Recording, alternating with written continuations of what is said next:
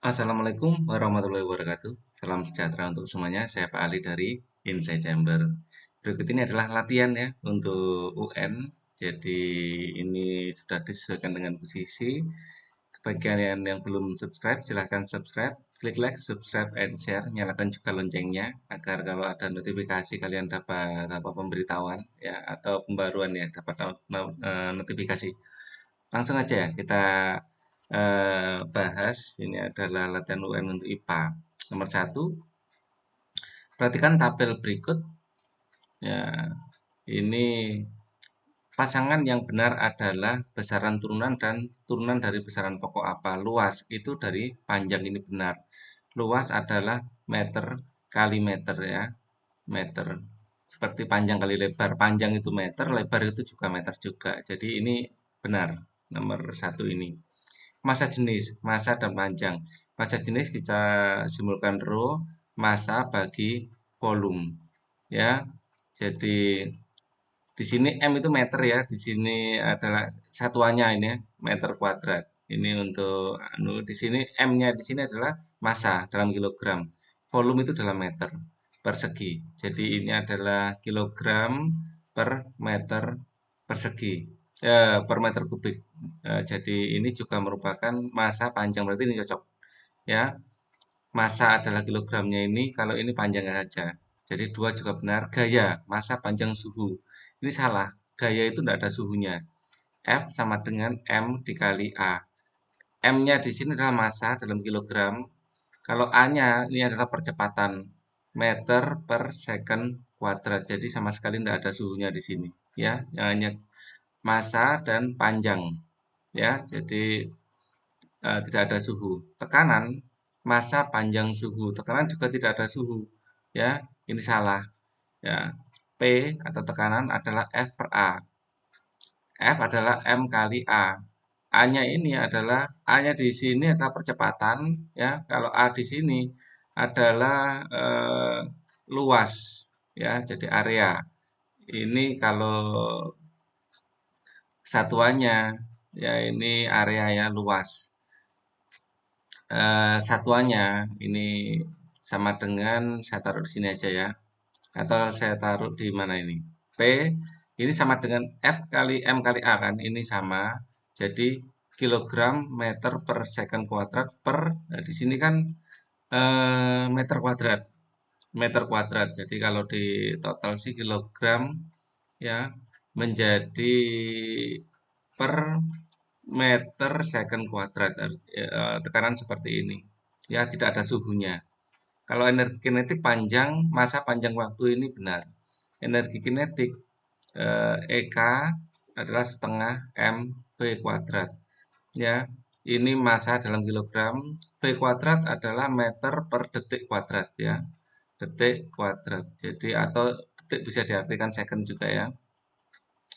Jadi meter per detik kuadrat ini satuannya kilogram meter per second, meter kuadrat per second kuadrat. Ini detiknya enggak kuadrat, kuadratnya di sini ya.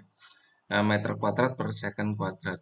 Terlihat di sini bahwa ini massa kilogram, panjang dalam meter, dan waktu dalam second. Jadi ini benar. Yang benar adalah berarti 1 ya, 1, 2 dan 5. 1, 2 dan 5. Jadi yang B. Kita kerjakan nomor berikutnya. Gambar berikut adalah langkah percobaan untuk menentukan massa jenis suatu zat.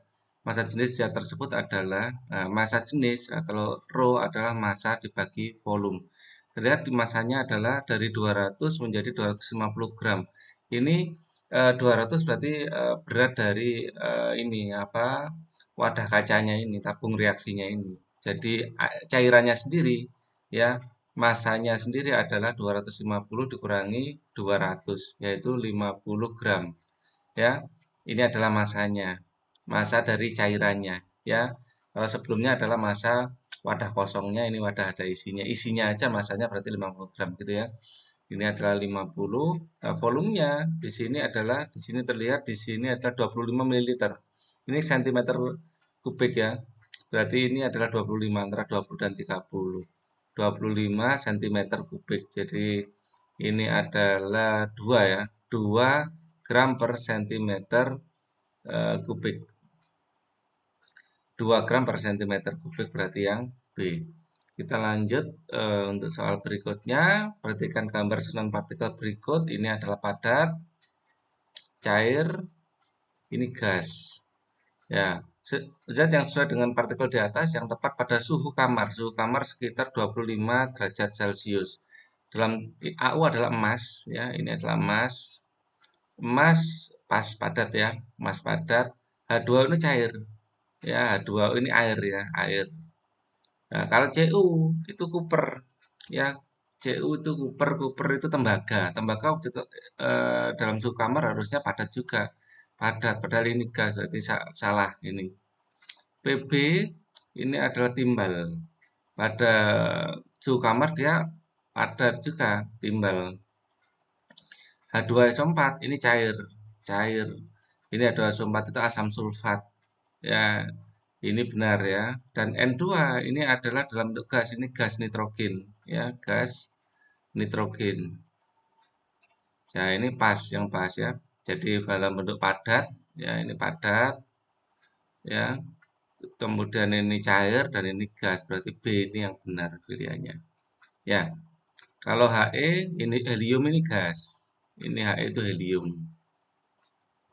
Ini dalam bentuk gas. Hg ini air raksa.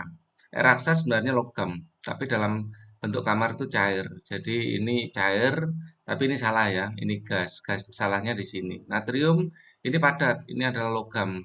Logam natrium bentuk padat. Ini harusnya padat natrium. Ini adalah padat. Sedangkan C karbon ini padat ya. Ini karbon. Ini padat. HCl adalah asam sulfat, ini cair. Ya, Fe adalah besi. Besi.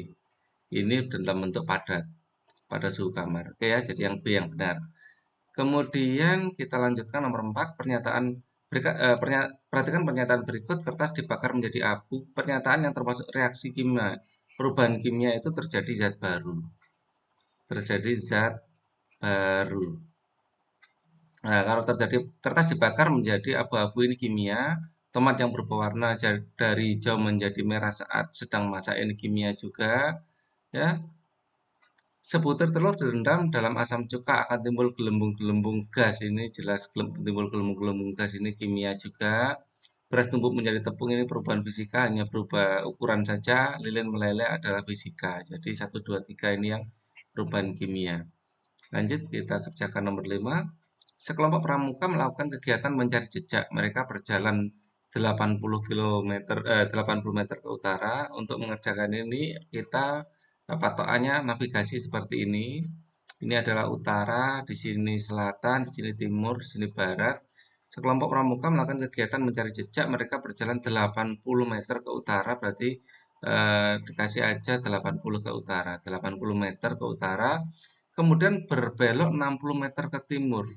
Ini adalah 60 meter ke timur. Menemukan pos 1. Bila waktu yang mereka perlukan untuk berjalan adalah 100 detik, maka kecepatannya adalah perubahan jarak bagi waktu. Di sini ada triple Pythagoras ya, 80, 60 ini pasti 100. Ya, kita juga kalian pakai rumus Pythagoras, misalnya ini adalah X ya, atau jarak ya, ini perpindahan P itu aja. Perpindahan ini 100, perpindahan bisa kalian gunakan rumus ini. Perpindahan adalah 60 kuadrat tambah 80 kuadrat. Pasti ketemu 100 kuadrat. Ya, waktunya 100 detik. Jadi, kecepatan adalah dirumuskan jarak bagi waktu. S sama dengan V sama dengan S per T. Ya, S perpindahan, S itu adalah perpindahannya. Ya, jadi perpindahannya adalah 100, waktunya adalah 100. Jadi adalah 1 meter per second. Jadi perawatnya yang B. Ya, ingat kecepatan ini adalah jarak di perpindahan bagi waktu. Perpindahan itu dari titik awal sampai titik akhir. Misalnya yang ditanya laju, ya misal yang ditanya adalah laju, saya kerjakan pakai merah, bukan kecepatan, laju. Maka cara menghitungnya sama, rumus CAP sama dengan S per T, hanya saja ditambahkan ini 80 tambah 60. Ya, 80 tambah 60 ini adalah 140 ya. 140. Ya, ini dibagi 100. Ya, jadi 1,4 ini lajunya. Ya, tapi kalau ini kecepatan. Jadi beda antara laju dan kecepatan. Kecepatan. Ya, ini adalah kecepatan. Oke. Kemudian kita kerjakan nomor 6 sekarang.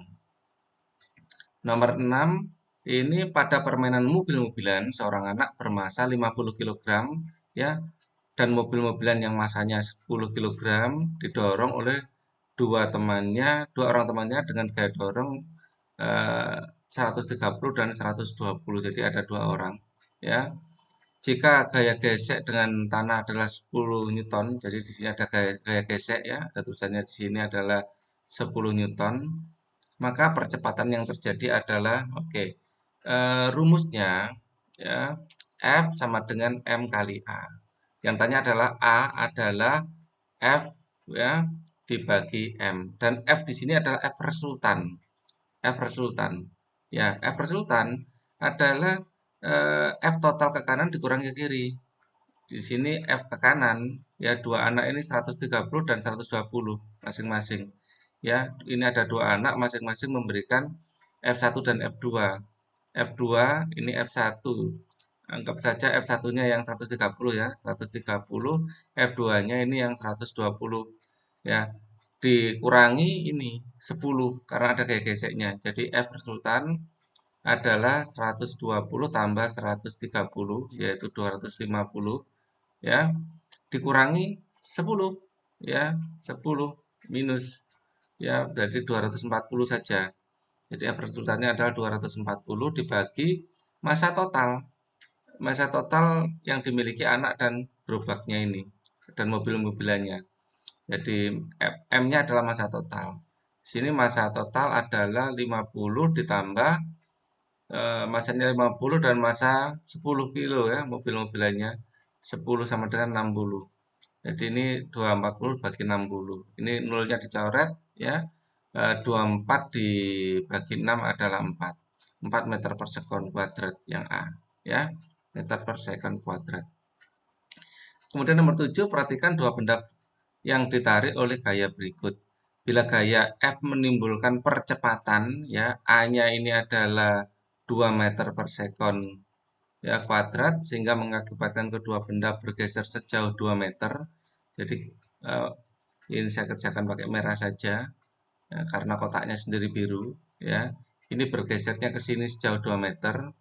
Ya, 2 meter ini adalah S-nya.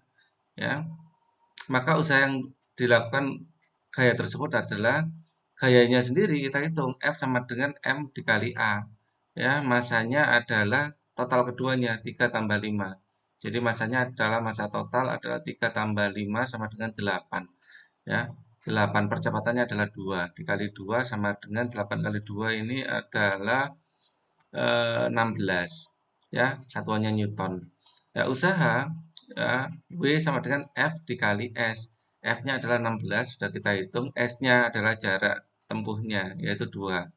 Jadi kalau dikalikan adalah 32 Joule. Ya, ini kok kecoret-coret. 32 Joule. Oke, kita lanjutkan. Berarti nah ini yang C ya.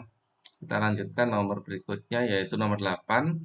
Sebuah benda bergantung pada katrol seperti gambar. Jika massa benda adalah 15 kilo, massa benda adalah 15 kilo ya, massa sama dengan 15, dan percepatan gravitasi 10, percepatan gravitasi itu arahnya ke bawah, G sama dengan 10, maaf, meter per sekon kuadrat, ya maka timbul gaya minimum yang dibutuhkan untuk memindahkan benda. Nah, gayanya ini karena di sini kabelnya ada 2, di sini cuma 1, ya. Nah, di sini W kita hitung dulu. W adalah massa kali gravitasi. Massanya adalah 15, ya. Gravitasinya adalah 10, adalah 150 Newton satuannya. Ya, sedangkan F itu karena di sini ada 2 kawat ya, di sini 1 kawat, maka F itu setengah dari W. Ya, adalah setengah dari W-nya ini adalah 150. 150 yaitu 75 Newton. Jawabannya, loh kok 77,5? Seharusnya 75 ya, ini maksudnya 15 kilo. Ini Yang bawah 75 Newton. Oke. Oke, yang C ya. Kita scroll nomor 9, termometer X memiliki titik beku 30 dan titik didih 210 pada tekanan 1 atm. Jika suatu zat mempunyai suhu 90 derajat Celcius, maka termometer X menunjukkan skala berapa. Ini perbandingan saja. Ini adalah derajat Celcius, ya. Ini derajat Celcius, ini adalah derajat X, ya. Jadi ini kayak rumus garis ya. Eh, ini titik titik beku, ini titik didih. Ya, ini titik bekunya adalah dari 0 sampai 100. Kalau di sini termometer X memiliki titik beku 30, ya. Dan titik didihnya 210 pada tekanan 1 atmosfer. Jika suatu zat mempunyai suhu 90 derajat Celcius, ini adalah 90, ya. Termometer X-nya berapa? Kita tulis rumus umumnya dulu. Rumus umumnya antara X dengan C, ya. Jadi X dikurangi titik bawahnya titik beku X, ya. X dikurangi TBX gitu. TBX titik beku X dibagi X dikurangi titik beku X, kemudian titik didih X dikurangi titik beku X sama dengan Celcius dikurangi titik beku Celcius dibagi titik didih Celcius dikurangi titik beku Celcius. Rumus umumnya seperti ini. Ya, jadi titik bekunya X adalah berapa? 30 ya. Jadi X dikurangi 30 dibagi 210 dikurangi 30 sama dengan C min 0 per 100 min 0. Jadi secara umum bisa kita rumuskan X min 30, 210 dikurangi 30, 210 ya, min 30. 180 ya, 180 sama dengan C per 100. Dan gini ya. Sama-sama kita bagi 20. Ini kalau dibagi 20 dibagi 20 sama dengan 9 ya. Jadi X min 30 per 9 sama dengan C per 5. Langsung saja nilainya kita masukkan saat C-nya ini adalah 90, X-nya berapa? Jadi X min 30 per 9 sama dengan C-nya 90. 90 per 5. Maka X min 30 sama dengan 90 per 5, 9 kali 90 per 5 kan gitu. Ini saya kasih batas ya. 9 kali 90 per 5, 90 per 5 dulu. Clear, 90 dibagi 5 sama dengan 18. Ya, maka X min 30 sama dengan 9 kali 18, 9 kali 18, ya. X min 30 sama dengan 9 kali 18, ini kali 9 sama dengan 162, maka X sama dengan 162 ditambah 30, ya. Ditambah 30 sama dengan 192. 192. Yang benar adalah yang D. Nomor 10 sekarang. Seorang atlet renang menyelam di kolam yang kedalamnya 15 meter. Ini adalah kolam. Di sini adalah perenangnya, ya. Nah, ini kakinya, kakinya bergelombang. Oke. Kedalamannya adalah seorang atlet renang menyelam di kolam kedalamannya adalah 15 meter. 15 meter ini adalah H, ya. H di sini adalah kedalaman ya. Bila massa jenis air adalah 1 gram per sentimeter persegi, ya, kecepatan gravitasi 10, maka tekanan jajar yang dialami atlet tersebut saat berada di kedalaman 200 cm dari dasar sebesar low. Ini gimana ini? Seorang atlet menyelam di kolam yang kedalamannya, kolamnya kedalamannya 15 meter. Ya, ini yang 15 meter. Tapi orangnya sendiri berada di kedalaman 2 meter ya, 200 cm kan 2 meter. Jadi ini ada 2 meter. Ya, kedalaman kolamnya 15 meter tapi perenangnya hanya 2 meter. Ya. Di sini rho-nya 1 gram rho ini adalah 1 gram per sentimeter kubik. Kalau jadikan kilogram, ini adalah 1000 kilogram per meter kubik. Jadi tekanan namanya tekanan hidrostatis, P sama dengan rho dikali G dikali H. Rho-nya ini pakai yang 1000 ini, ya 1000, gravitasinya 10 dan kedalamannya adalah 2. Ya, kedalaman dari penyelaman ya dalam meter 2 meter sama dengan 20.000 Pascal atau Newton per meter persegi. Berarti yang ini yang A jawabannya. Kita scroll ke atas untuk mengerjakan nomor berikutnya. Kita sekarang kerjakan nomor 11. Oke, ini adalah getaran. Perhatikan gambar bekas berikut, sebuah beban masanya 500 gram. Ya, masanya beban adalah 500 gram, ini adalah massa atau 0,5 kilogram digantungkan pada bekas kemudian diketatkan seperti tampak pada gambar di atas. Jika jarak AC 4 cm dari A ke C 4 cm, ya 4 cm itu jarak dari A ke C, dari amplitudenya sendiri ini hanya dari titik seimbang ke C ini atau titik seimbang ke A, ya. Jadi amplitudenya adalah 2 meter. Ya, ini kan 2 meter, ini 2 meter, oke. Amplitudenya 2 meter. 2 cm, maaf, centimeter. Ini adalah centimeter, ini centimeter.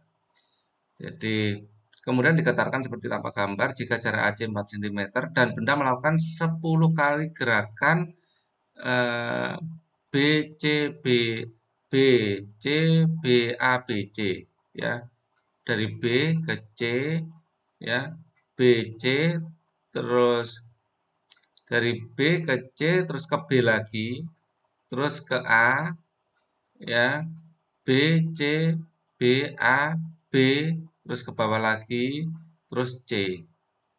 Ya, dari mulai B ke bawah, ke atas, ke bawah. Jadi, kalau kita gambarkan mungkin mirip seperti ini, mirip saja ya. Dari ini ke bawah, ya, terus ke atas, ya, dari B ke C, terus ke B, ya, ke B lagi, dari B ke C, ke B lagi, ya, terus ke atas, ke A, ya, terus ke C lagi, ke B lagi, di sini kan B ya, ke B lagi, terus ke C. Nah, ini berapa lebih dari satu gelombang? Ini besarnya itu 1/4, ya. Ini 1/4, 1/4 periode, ya, selama 6 detik. Melakukan 10 kali gerakan, oh ada A-nya, dari A, ini A-nya nggak kelihatan. Dari A, dari atas ya, dari atas, dari A.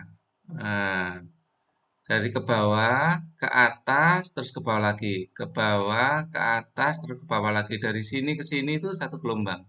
Dari atas ke bawah ke atas lagi satu gelombang, dari atas sampai ke bawah aja setengah gelombang. 1,5 berarti. Ya. 1,5 periode ini adalah dilakukan 10 kali. Ya. 1,5 periode kali 10. Ya, kali 10 ini sama dengan 6 detik. Ya. Ini adalah satu periode yang dilakukan 10 kali. Itu total adalah 6 detik. Ya, maka frekuensi dan amplitudo. Amplitudo ini sudah kita dapatkan, amplitudonya ada dua. Kalau frekuensi ini adalah 1,5. 1,5 kali 10 adalah sama dengan 6. 1,5 kita jadikan gini aja. 1,5 ini adalah 3/2. 3/2 kali 10 berarti 30/2. T ini adalah 6. Maka T-nya sendiri adalah 6 kali 2 dibagi 30. Ini dicoret dapat 5. Ya, T-nya adalah 2/5 berarti. 2/5. Ya, maka frekuensi adalah 1/T. Ya, frekuensi adalah 1/T, maka akan menjadi 5/2 atau 2,5 Hz. Ya, jawabannya yang C. Ini bentuk ini bukan gelombang ya, getaran ini saya gambarkan seperti ini agar apa? Lebih enak dicerna daripada panah-panah seperti ini ya. Jadi saya gambarkan dari A ke B ke C terus ke A lagi, terus ke B lagi, terus ke C lagi. Yang tengah ini adalah B. Ini adalah C.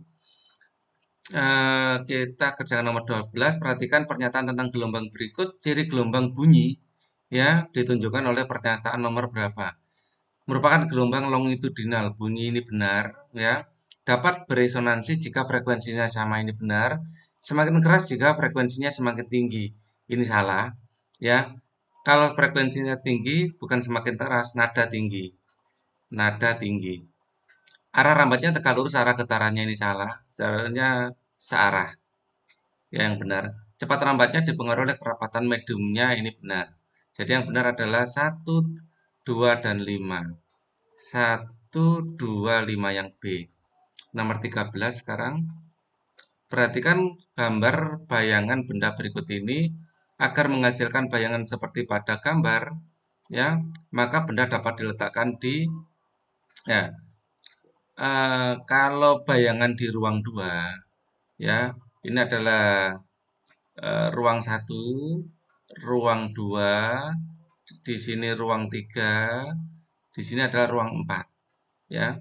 Agar ruang bayangan dan ruang benda itu kalau jumlah 5, ruang bayangan ditambah ruang bayangan dibanding ruang benda, bayangan ini S aksen ya. Jadi RS aksen ya ditambah ruang benda ini adalah 5 ya.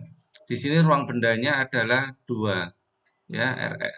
S itu benda ya. Ini adalah 2, ini adalah 5 ya. 5 kok saya tulis 4. Atau ini jangan Romawi deh. Biasa aja biar lebih mudah dicerna ya. Ini tambah ini 2, ini 5 ya, maka ini harus ruang 3. Ruang 3 itu di sini posisinya. Ya, saya salah, jangan-jangan. Sebentar. Kalau benda di sini, bayangan akan di sini. Oh, salah. Ini 1, ini 2 ya.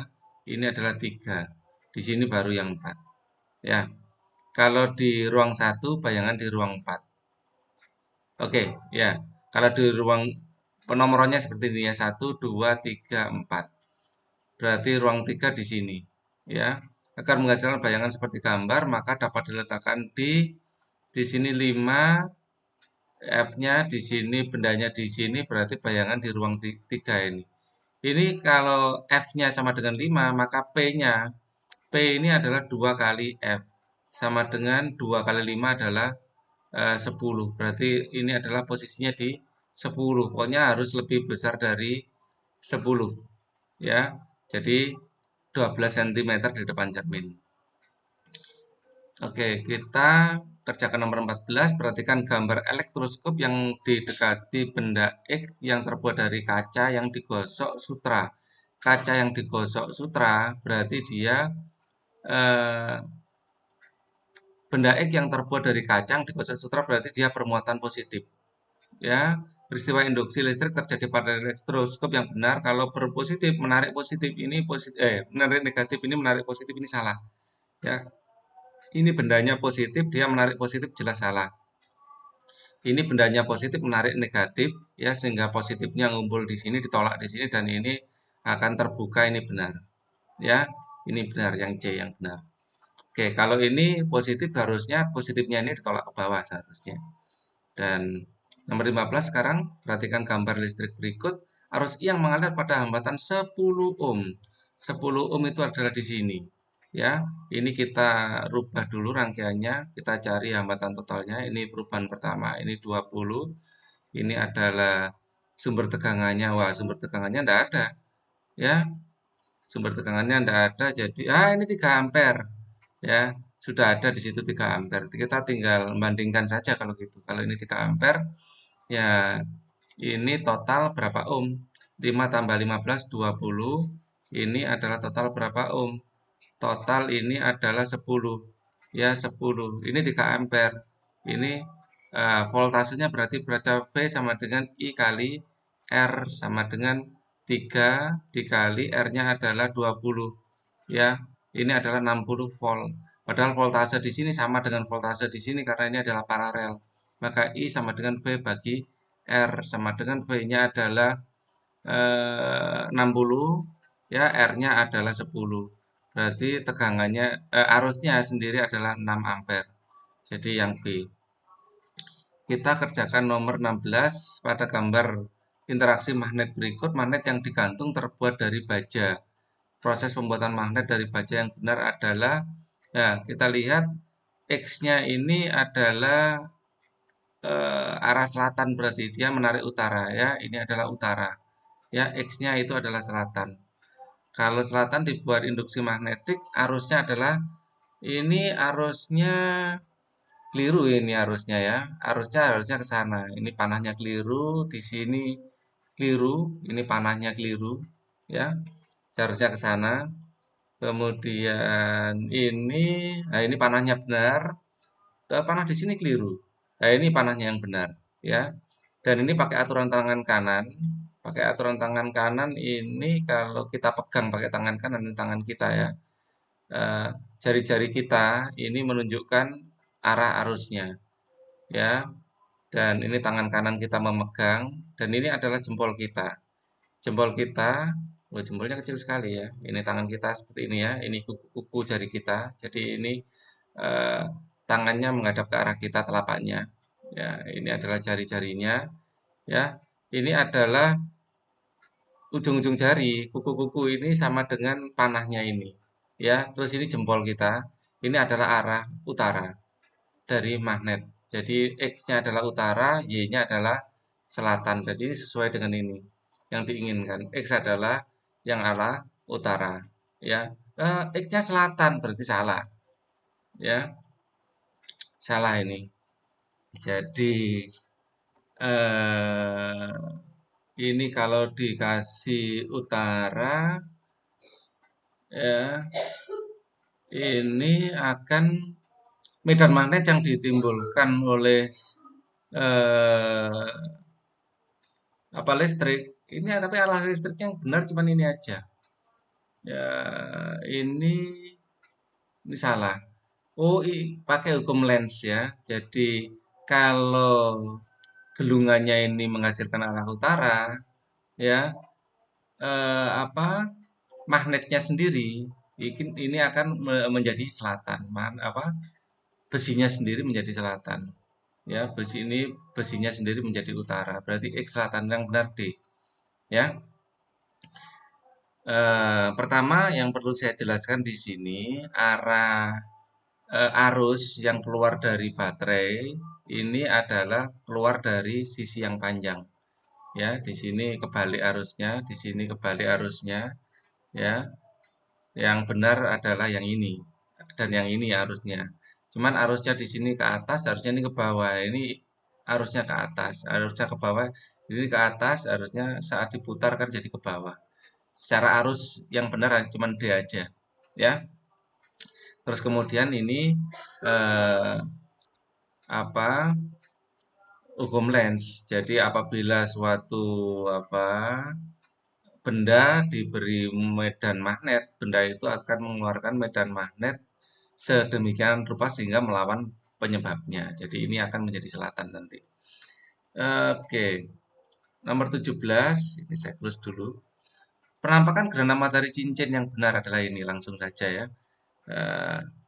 Nomor 18, perhatikan model berikut. Model senyawa ditunjukkan oleh nomor. Senyawa itu molekulnya beda. Ini adalah senyawa ya.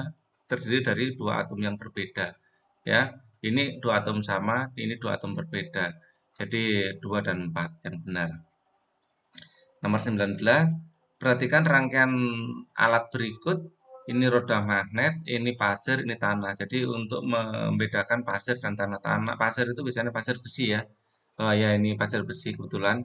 Jadi pasir besi pengaruhi magnet, kalau tanah enggak. Jadi ini akan lengket di sini ya. Peralatan tersebut digunakan untuk memisahkan campuran hidrogen, partikel besar dan kecil. Hidrogen ya, bukan partikel besar dengan kecil, tetapi magnet dengan tidak magnet. Hidrogen padat dengan padat. Nah, hidrogen padat dengan padat. Jadi pasir bersih padat, tanah juga padat dan heterogen. Beda, ya beda jenis. Oke, nomor 20 sekarang. Wah, kita geser ke atas. Untuk 20. Nomor 20, gula dapat larut dalam air. Ya, gula dapat larut dalam air, tetapi pada kondisi tertentu gula yang ditambahkan ke dalam gelas berisi air tidak dapat larut dengan pengadukan biasa. Artinya sudah jenuh ini ya, sudah jenuh. Jadi sudah nggak bisa larut lagi dengan pengadukan biasa. Gula ditambahkan akan larut bila dipanaskan. Ya, larutan yang sudah tidak dapat melarutkan zat dinamakan larutan. Oh, ya ini jenuh ya. Sudah ada larutan yang sudah tidak dapat melarutkan zat itu larutan jenuh. Nomor 21, perhatikan daftar bahan dalam komposisi makanan kemasan berikut. Zat pewarna dan pengawet dalam pembuatan makanan tersebut adalah pewarna akan saya bikin yang biru ya. Pewarna ini adalah karmoisin, whey bubuk, karmoisin, coklat bubuk, gula ini karmoisin ini. Dan sodium bikarbonat ini adalah pengawetnya yang C ya.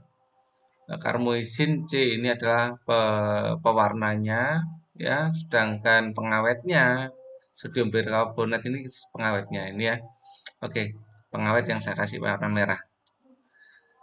Kita scroll ke bawah, perhatikan gejala alam berikut ini. Gejala alam biotik. Biotik ini yang hidup. Ya, permukaan air danau membeku saat musim dingin ini abiotik. Tumbuhan ini adalah biotik, jelas tumbuhan. Harimau jelas biotik. Enceng gondok jelas biotik ya. Gerhana matahari jelas abiotik. 2, 3, 4. Oke.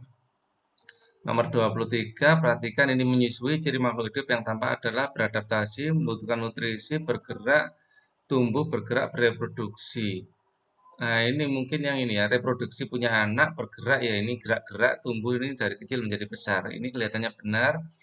Membutuhkan nutrisi ini karena minum, bernafas, nah ini tidak ditunjukkan paru-parunya atau apa ya, peka terhadap rangsang rasanya enggak, bergerak, membutuhkan nutrisi, reproduksi. Tumbuh, bergerak, reproduksi. Nah, ini mungkin lebih cocok tumbuh saja ya. Reproduksinya sih oke, membutuhkan nutrisi iya, ya. Agak bingung ini saya antara C dengan D, ya. Kalau beradaptasi ini enggak rasanya. Bergerak apa membutuhkan nutrisi ini benar karena minum ya, bereproduksi punya anak. Kalau ini tumbuh, tumbuh ya harus ditunjukkan dari kecil ke besar, lebih cocok yang C aja deh. Ya, ini bergerak, di sini bergerak, reproduksi, nutrisi, tumbuh. Rasanya kalau tumbuh harus ditunjukkan dari kecil menjadi besar. Saya lebih cocok yang C. Nomor 24, organ yang membentuk sistem pencernaan ditunjukkan oleh nomor ya. Ini adalah yang nomor 6 itu pencernaan, oke. Ya. Nomor 5 ini sistem darah, tidak, ini adalah jantung. 1 adalah sistem pernapasan, ini tidak, ini adalah paru-paru. Ya, 4 ini sistem pencernaan karena dia hati apa bisa tapi rasanya hati itu hanya menyumbangkan saja, bukan sistem ya, menyumbangkan bilirubin dan apa empedunya. 2 ini yang lambung, pencernaan, sama 3 usus. Jadi lebih cocok 6, 2, 3. Eh, Mana ini? Satu jelas enggak. Ya, 1, 2, 3, 4. 4, 5, 6. 4, 5 jelas enggak, ini kan jantung. 4, 5, 6 jelas enggak. 2, 3, 4. 2, 2 oke. 3, ya 3 oke. 4 itu hati. Ya, paling paling cocok ya ini rasanya. Terpaksa kita jawab C. Tapi sebenarnya lebih cocok adalah ini sistem pencernaan ini yang mana ini? Ini kerongkongan apa tenggorokan ya nomor 6 ini? Coba saya lihat. Lebih ke kerongkongan ini ya, tenggorokan yang depan. Berarti seharusnya 6, 2, 3 seharusnya ya. Saya kasih E aja. Ini adalah 6, 2, 3. Cuman dalam kondisi terpaksa kita anggap saja hati masuk ya kalau mengeluarkan empedu. Jadi Jawaban terpaksanya itu adalah yang C, tapi jawaban yang seharusnya adalah yang E. Nomor 25, interaksi makhluk hidup ditunjukkan pada gambar. Interaksi makhluk hidup yang benar pada keempat gambar tersebut adalah satu, mutualisme salah. Ini anggrek adalah komensalisme. Komensalisme. Ini adalah mutualisme. Di sini adalah apa? Benalu ya, parasit. Ini adalah predasi. Nah, gambar satu adalah komen ya, komensalisme, mutualisme, parasitisme, predasi yang D. Nomor 26, berdasarkan tabel kondisi masing-masing daerah, kemungkinan yang dapat terjadi penduduk usia produktif A mempunyai beban tanggungan terkecil. Produktif usia A. Daerah A produktifnya 400 jiwa, penganggurannya 30%. Mempunyai beban tanggungan terkecil ini besar, 30% nganggurnya. B mempunyai kepadatan penduduk terkecil. Yang B kepadatan penduduk terkecil. Ini banyak penduduk dibagi luas wilayah. Kita hitung dulu kepadatan penduduk ini satu persatu ya. Clear 750 dibagi 50 ya. Ini sama dengan 15 ya, 15 ya apa kepadatannya, banyak penduduk persatuan luas ya. Ini 600 dibagi 40. Di sini adalah 15 sama ya kepadatannya. Terus ini 350 bagi 45. 350 dibagi 45 sama dengan 7, ini populasinya perkecil ya. 7, berapa ya? Sekitar 7,7 lah atau 7,8. Ya, jadi mempunyai kepadatan penduduk terkecil ini salah ya. Penduduk usia produktif A mempunyai beban tanggungan terkecil ini salah, 30% nganggur. Ya, daerah C mempunyai potensi terjadinya pencemaran terkecil. C, ini pencemaran terkecil karena yang paling apa kepadatannya yang paling kecil. Yang ini adalah potensi pencemarannya paling kecil karena paling sepi ya. Oke, kita lanjutkan. Nomor 27, kalau yang D ini salah ya. Penduduk C mempunyai kesejahteraan terendah, salah karena penganggurannya loh, bukan yang tertinggi. Yang tertinggi ini ya, dari tengah-tengah ini. Oke. 27, tindakan untuk mengurangi limbah organik dari pemukiman penduduk, pedagang, tempat usaha, hotel-hotel yang lain yang berupa limbah padat dapat melalui pembuatan kompos, dapat digunakan sebagai pupuk untuk penyuburan tanah. Tindakan ini termasuk dalam recycle. Ya, recycle itu daur ulang. Ya, tindakan untuk mengurangi limbah organik. Ya, limbah organik itu limbah dari sampah-sampah bungkus makanan yang terbuat dari daun seperti itu ya, organik yang bisa busuk lah intinya. Ya, recycle, reuse, reduce, repair. Recycle, reuse, repair. Reuse itu digunakan ulang, reduce uh, apa ya? Reuse digunakan lagi, misalnya botol minuman untuk tempat minyak, ya. Reduce itu untuk mengurangi, ya. Repair itu memperbaiki, recycle itu daur ulang, Atau plastik dijadikan plastik lagi, apa plastik bungkus jadikan plastik lagi untuk atau plastik bungkus jadikan eh, apa ya aspal itu termasuk recycle juga sebenarnya. Saya lebih cocok recycle ya. Nomor 27 ini saya agak ambigu sebenarnya antara recycle dengan repair karena repair ini perbaikan ini saya kurang begitu apa familiar. Nomor 28, perhatikan tumbuhan tersebut ini adalah melinjo, genentum, genemon. Ya, perhatikan daftar kunci determinasi tumbuhan berpembulu, tidak berpembulu, jelas berpembulu. Eh, nomor 1 ini 1A ya. Nah, ini kedua A, kemudian tumbuhan berbunga, tak berbunga, dia berbunga ya.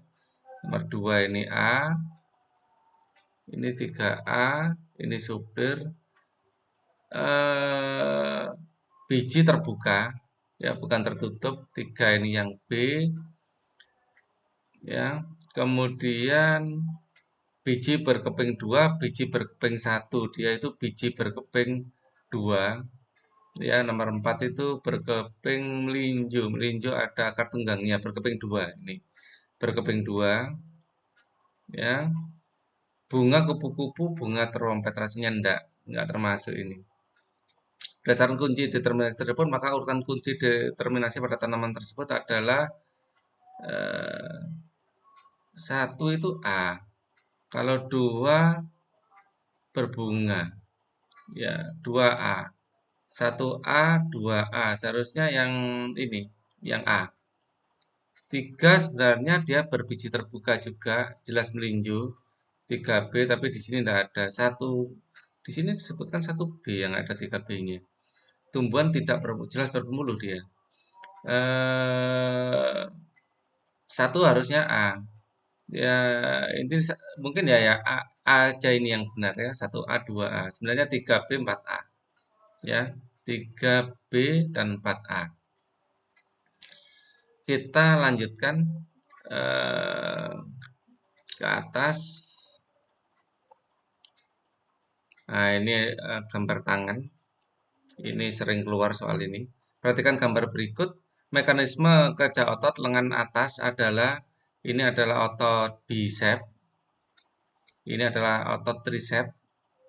Kalau sedang mengangkat ke atas seperti ini, yang kontraksi tricep. Kontraksi. Ya, dan ini adalah masuk antagonis. Ini benar. Pronator, nah ini enggak. Antagonis, bicep kontraksi, tricep relaksasi. Oke. Yang benar adalah yang C. Nomor 30 ini, perhatikan gambar berikut kelenjar yang berfungsi untuk menghasilkan enzim pencerna protein. Ya, ini pencerna protein itu ada 2, ya. Menghasilkan enzim pencerna protein ini adalah di lambung di sini. Di sini ada pepsin, ya. Terus kemudian ini kelihatannya menunjuk nomor 3 seharusnya ini ya. 3 ini adalah bukan usus besarnya, nunjuknya nomor 3 ini kelihatannya. Nah, ini ada nyambung seperti ini. Ini adalah pankreas akan menghasilkan tripsin. Ya, ini adalah lambung. Ini lambung. Lambung. Ini adalah pankreas menghasilkan tripsin. Dan 4 di sini ada lagi. Saya lupa namanya. Dia juga ada melanjutkan kerja dari tripsin 2, 3, 4 harusnya. Saya lupa, enterokinase itu apa? Lupa saya. Ada di 4 ini. Kebetulan di sini nggak disuruh nyebutkan ya sudah. Intinya di 2, 3, dan 4. Perhatikan gambar sel darah merah, sel darah berikut di bawah ini. Sel darah berfungsi untuk pertahanan tubuh, ditunjukkan nomor. Sel darah untuk pertahanan tubuh ini adalah darah putih, ya 2 dan 3. Ya 2 dan 3 ini. Jadi yang C. Kalau ini darah merah untuk mengalirkan O2 ya, O2, transportasi O2 dan CO2 ya. Kalau ini keping darah untuk pembukaan darah, ini keping darah. Darah. Kalau ini sel darah putih. Darah putih. Kalau ini kalau nggak salah ini monosit.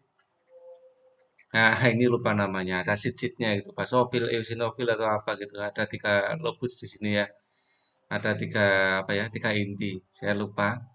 Yang jelas ini adalah keduanya sel darah putih untuk membunuh kuman penyakit. Nomor 32, perhatikan fungsi organ pernapasan di bawah ini. Ya, fungsi hidung adalah resonansi suara, jelas tidak, menyaring partikel kotoran iya, mengatur suhu dan pernapasan iya, mengeluarkan partikel yang masuk, jelas 2, 3 ini aja. Ya. Kemudian fungsi hidung itu ya, fungsi hidung kan. Oke. Tiga proses yang terjadi pada ginjal adalah sebagai berikut. Proses yang terjadi pada tubulus contortus proximal. Ini adalah reabsorpsi. Reabsorpsi. Jadi ini adalah kapsula Bowman ya. Nah, ini tubulus contortus proximal TKP. Ini di sini. Habis TKP itu lengkung Henle. Lengkung Henle ya, terus baru TKD di sini. TKD baru masuk tubulus collectivus ya. Dia TKP ini adalah penyaringan darah, bukan, ini terjadi di sini di glomerulus ya, penyaringan darah ini dia terjadi di kolom lurus, penyerapan kembali gula ya TKP. Ya ini benar. Tubulus kontraktile itu reabsorpsi ya. Jadi reabsorpsi asam amino oke, menampung filtrat glomerulus ini kapsula Bowman-nya. Jadi lebih cocok 23. 23 adalah yang C. Kemudian nomor 34, korteks dan silem ditunjukkan oleh nomor. Silem itu yang nomor nomor 6. Ini adalah silem. Ya, korteks dan silem. Silem nomor 6 yang belakang ini ya. Korteks itu kalau nggak 2, 5. 2 ini 5. Kalau 5 ini floem. Ya, ini floem. Ya, jadi 2 dan 6. 2 ini korteks. Korteks. Ya, jadi yang B. Kemudian nomor 35, perhatikan gambar percobaan fotosintesis berikut. Kesimpulan yang dapat diambil dari perangkat percobaan di atas adalah, nah ini adalah fotosintesis, apa kesimpulannya? Gelembung oksigen pada percobaan A lebih banyak daripada gelembung oksigen pada percobaan B. Ya, di sini ditambah NaHCO3, ini menghasilkan CO2. CO2 adalah bahan untuk fotosintesis, sehingga fotosintesisnya akan lebih banyak, apalagi sinar mataharinya juga dia lebih banyak, pasti ini A. Gelembung oksigen yang A lebih banyak karena energinya lebih banyak dan bahannya lebih banyak. Untuk fotosintesis butuh air dan CO2. Ya, jadi H2O dan CO2 ini akan dijadikan gula plus O2. Nah, O2-nya ini akan dikumpulkan di sini ya. Jadi A. Kesimpulan dapat diambil dari percobaan di atas adalah tapi gelembungnya kok banyak ini. Hidrilla corong. Wah, ini kesimpulannya apa ini? Gelembung oksigen pada percobaan A lebih banyak. Iya, benar. Penambahan NaHCO3 meningkatkan proses fotosintesis ini juga benar. Karena ini menghasilkan CO2. Jadi ada dua yang benar ya. Gelembung oksigen pada percobaan A lebih banyak dari oksigen pada percobaan B jelas. Ya, ini juga benar. Cahaya memberikan menghambat ini salah. Ya, pengaruh cahaya dan NaHCO3 dapat mempercepat laju fotosintesis ini benar. Nah, mungkin ini kecuali ya, ada kecualinya mungkin. Kesimpulan yang dapat diambil dari perangkat percobaan di atas mungkin kecuali ya, kecuali. Jadi semuanya benar masalahnya. Mungkin ada kecuali. Kalau ada kecualinya berarti yang benar adalah yang C. Ya, yang lain masalahnya benar. Nomor 36 sekarang. Nomor 36, proses spermatogenesis ya dalam sistem reproduksi laki-laki berlangsung pada ini testis ya. Pematangannya pada epididymis ini testis. Nah, di sini ada epididymis untuk pematangannya ya. Jadi di tubulus seminiferus tepatnya di testis. Ya, kalau vas deferens ini salurannya, vasikula seminalis adalah penambahan semen nanti ya. Ya, di sini 60% dari air mani itu sebenarnya dari vasikula seminalis. Ya. 37, kelangsungan hidup suatu organisme berhubungan dengan kemampuan penyesuaian diri terhadap habitatnya. Berikut merupakan contoh kemampuan tersebut. Ya, kemampuan penyesuaian diri. Bunglon mengelabui musuh, tumbuhan jati meranggas ini yang benar. Hewan memamah biak ini kamuflase kalau ini. Hewan memamah biak istirahat sangat mengunyah ini penyesuaian diri dengan lingkungan. Herbivora memiliki tipe gerigi geram yang besar dan kuat. Geraham ini kepiting memiliki pelindung tubuh capit yang kuat. Ya ini, ya benar. Bunglon ini kamuflase bukan. Kalau adaptasi, oh tingkah laku. Tingkah laku ditunjukkan oleh nomor meranggas ya. Ini tingkah laku, mafia istirahat ini tingkah laku, memiliki tipe gerigi geram yang besar, penting pelindung tubuh 13. 1, 2, 3 seharusnya. 23 ya, yang ada 23-nya yang A, terpaksa ini diikutkan ya, mengelabui musuh dengan mengubah warna kulitnya, tingkah lakunya ya. 1, 2, 3. Sekarang nomor 38. Petani ingin mendapatkan bibit unggul dengan melakukan persilangan pada padi.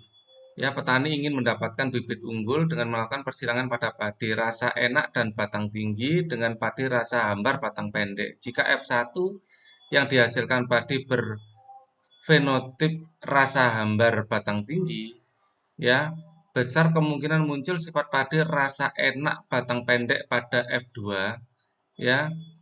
Petani ingin mendapatkan bibit unggul dan melakukan persilangan pada padi rasa enak, ya, rasa enak EE ini dominan ya, dan batang tinggi adalah TT, ya, dengan hambar batang pendek. Dengan rasa ya, hambar itu tidak enak, batang pendek itu yang kecil, ya. Nah, dihasilkan padi berfenotip rasa hambar batang tinggi, rasa hambar batang tinggi. Berarti rasanya hambar, berarti ini EE, ya. Batangnya adalah tinggi, ya. Bisa EE ini kalau tinggi dihasilkan padi berrasa hambar batang tinggi. EE dan batang tinggi ini adalah bisa T besar T kecil ya. Bisa ada dua alternatif, bisa T besar T kecil atau EE hambar ya. Bisa T besar T besar, ada dua kemungkinan ya. Besar kemungkinan muncul sifat rasa enak ya dan batang pendek pada F2. Nah, ini seharusnya di soal ditentukan ya. Bibit unggul melakukan rasa enak batang tinggi yang dominan yang mana? Ya, jadi ini saya skip dulu ya karena saya nggak tahu yang dominan yang mana. Oh iya iya iya iya iya iya nggak usah. Ini berarti di sini dapat saya simpulkan yang dominan itu yang muncul pertama. Oke oke oke. Baru nggak saya. F1 ya dihasilkan padi rasa hambar batang tinggi berarti ini yang dominan. Ya, hambar ini dominan. Jadi batang tinggi berarti hambar besar ini yang enak, batang tinggi berarti yang tinggi besar ini tinggi yang dominan. Ya, ini yang dominan yang tinggi. Ya pasti H besar H kecil T besar T kecil kan. Kalau ini yang muncul pertama itu pasti heterozigot seperti ini. Ya, besar kemungkinan muncul padi rasa enak. Rasa enak kalau enak berarti yang EE ya akan muncul rasa enak EE ya dan batang pendek. Batang pendek ini adalah PP ya karena tinggi TT maaf. Pendek adalah T kecil T kecil. Ya, kita punya 9331. Ya, yang muncul satu ini adalah 1 banding 16 ya. Jadi ini total ini ada 16 ya, 16. Hanya satu dari 16, 1/16 kali 100%. Nah, ini kita bagi ya, clear 100 dibagi 16 ya sama dengan 6,25 ya, yang ini. Oke. Sekarang nomor 39 mana? 39 ya. Proses fermentasi tape memanfaatkan Saccharomyces cerevisiae menguntungkan manusia karena terjadi perubahan singkong menjadi amilum, glukosa menjadi alkohol, amilum menjadi glukosa. Ya, ini tape mengandung alkohol. Yang ini ya, amilum menjadi glukosa kan manis ya. Tape itu. Kemudian 40, penderita obesitas dianjurkan untuk mengurangi asupan makanan. Kondisi berikut yang bukan merupakan risiko apabila obesitas berlanjut adalah yang bukan resiko. Jantung akan mudah mengalami kelelahan memompa darah, ini resiko. Ginjal akan mengalami ini resiko ya saya silang ya. Ginjal akan mengalami kesulitan memproses urin, hati terlalu keras kerjanya menyimpan gula, ini resiko. Ya, usus akan kesulitan dalam menyerap gizi, ginjal kesulitan memproses urin. Ya, dua ini yang bukan resiko. Ini adalah risiko ya, saya sih gini aja lah yang risiko. Ini risiko ginjal mengalami kesulitan memproses urin, usus kesulitan menyerap gizi. Rasanya ini ginjal akan kesulitan memproses urin karena terbungkus oleh lemak ya. Jadi yang bukan risiko adalah di usus tetap bisa bekerja ya, menyerap gizi. Ya, ya semakin obesitas kalau gitu ya. Nah, nomor 40 ini saya pilih yang D. Oke, ini sudah semua saya bahas. Semoga yang saya sampaikan ini bermanfaat, dapat membuat kalian sukses nanti apa mengerjakan UNAS. Amin Allahumma amin. Jangan lupa bersyukur, jangan lupa tersenyum dan selalu mari kita berbahagia. Wassalamualaikum warahmatullahi wabarakatuh.